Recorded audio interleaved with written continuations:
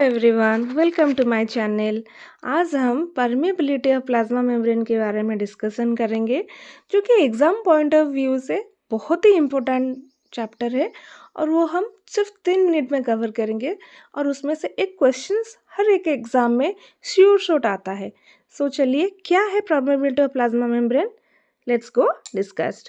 So if you all know the definition of plasma membrane, that is who defines the boundary of cells and separates its internal content from the environment। General plasma membrane क्या होता है? ये एक boundary set करता है cell को और इसके इंटरनल कंटेंट को आउटसाइड के कंटेंट से क्या करता है, डिवाइड करके सेपरेट करके रखता है और सेल के इंटरनल कंटेंट को मेंटेन करके रखता है। इसमें से क्या होगा कि वो सेल के आइडेंटिटी भी मेंटेन होगा और साइटोप्लाज्म का कंपोजिशन भी मेंटेन होगा।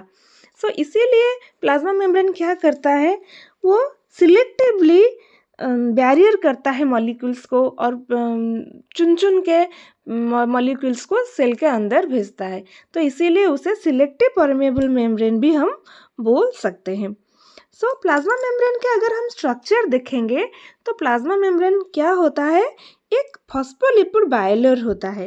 एक फॉस्फोलिपिड बाइलेयर होता है जिसमें से क्या होता है, ये पोलर हेड ग्रुप्स होते हैं और इन अंदर क्या होता है, हाइड्रोफोबिक टेल ग्रुप्स होते हैं जो कि सेल के साइटोप्लाज्म के टुवर्ड्स रहते हैं। सो ये क्या करेंगे, ये इनसाइड और आउटसाइड के जो कंपोजिशन है सेल को मेंटेन करके रखते हैं और फॉस्फोलिपिड बाइलेयर के साथ और क्या होते हैं, प्रोटीन्स होते हैं, जो कि प्रोटीन इस प्लाज्मा मेम्ब्रेन के अंदर ऐसे इंसर्टेड होते हैं और वो स्पेसिफिक फंक्शंस प्लाज्मा मेम्ब्रेन के लिए करते हैं, जैसे कि कैरियर प्रोटीन्स के हिसाब से काम करते हैं और चैनल प्रोटीन के हिसाब से काम करते हैं और फिर सेल रिकॉग्निशन के लिए भी वो काम करते हैं। अगर हम देखेंगे कि मॉलिक्यूल्स कैसे पैसेज होते हैं through the lipid bilayer, then we'll go. So plasma membrane is a hydrophobic interior and its polar group head groups are remain outside that cells। so पहले कौन सी चीज़ें बहुत ही इजीली ट्रांसपोर्ट होते हैं वो हम देखेंगे। so पहले gases, hydrophobic molecules, small polar molecules, they are easily passes through. कैसे? वो सिंपल डिफ्यूजन के तरीके से वो आराम से सेल के बाहर से सेल के अंदर जा सकते हैं, depending upon the availability. Simple diffusion क्या होता है, हायर कंसंट्रेशन से वो लोअर कंसंट्रेशन तक ट्रांसफर होंगे, हायर कंसंट्रेशन से लोअर कंसंट्रेशन से तक पास होंगे और वो इसमें से कोई एनर्जी या कोई चैनल प्रोटीन, कोई कैरियर प्रोटीन नहीं लगते हैं।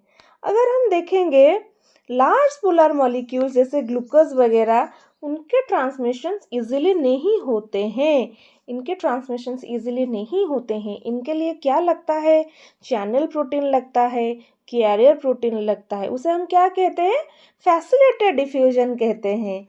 उस डिफ्यूजन को फैसिलिटेटेड डिफ्यूजन कहते हैं क्योंकि they need some proteins to facilitate that their passage.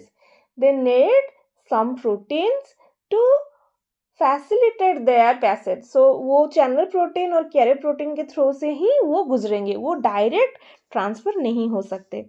अगर हम चार्ज मॉलिक्यूल्स के बारे में बात करेंगे, जैसे hydrogen ion, chloride ion, amino acids, sodium, potassium, calcium, they all need also channels.